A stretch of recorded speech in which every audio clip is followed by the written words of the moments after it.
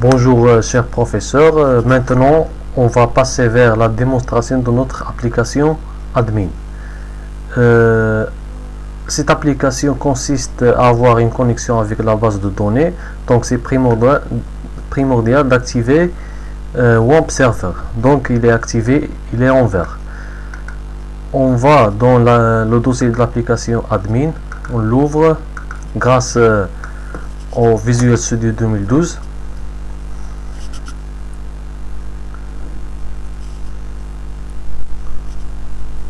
Voilà, il est ouvert.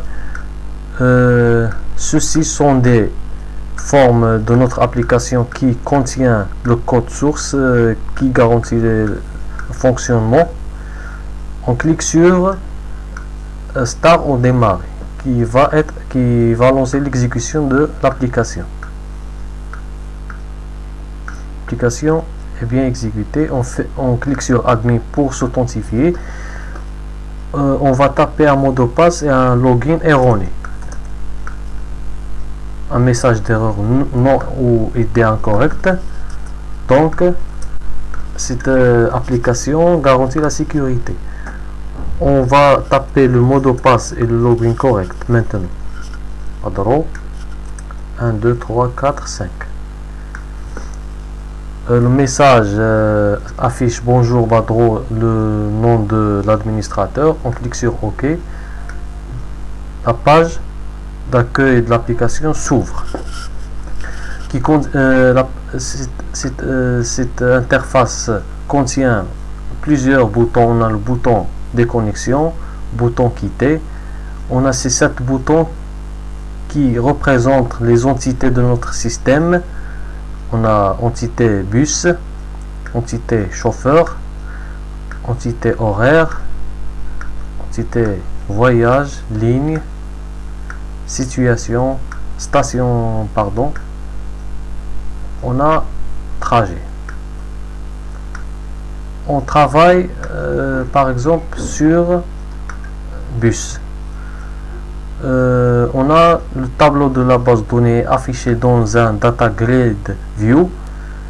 Si on clique doublement sur une ligne, les informations vont être écrites et affichées dans des text box comme cela, les combo box comme cela. Les combo box représentent normalement des clés étrangères des autres tables, c'est-à-dire on ne peut pas choisir ou modifier avec un chauffeur qui n'existe pas.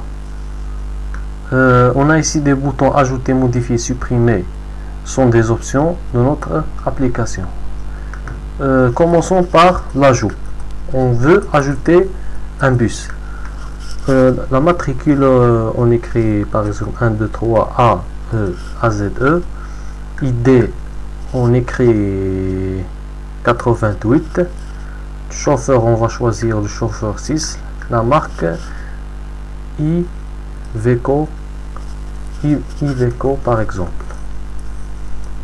On clique sur ajouter.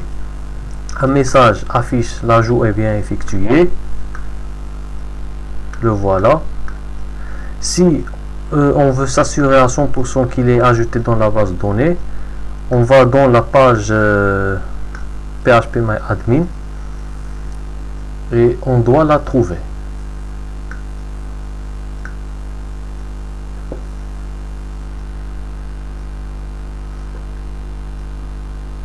On va dans notre base de données BDBus.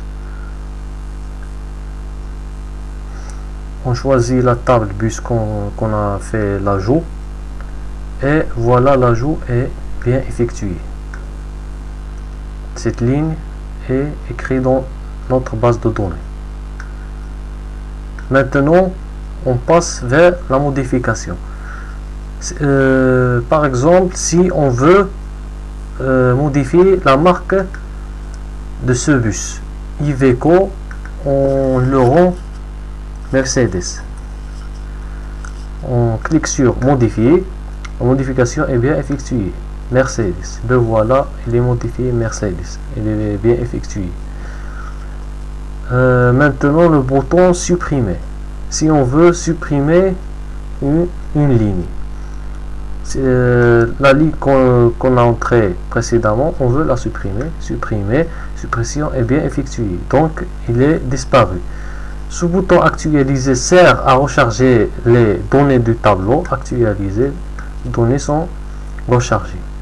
Même chose avec les autres entités, stations, etc. Nous constatons que cette application fait la modification et l'ajout et la suppression avec une grande praticité et une grande sécurité. Et merci pour votre attention.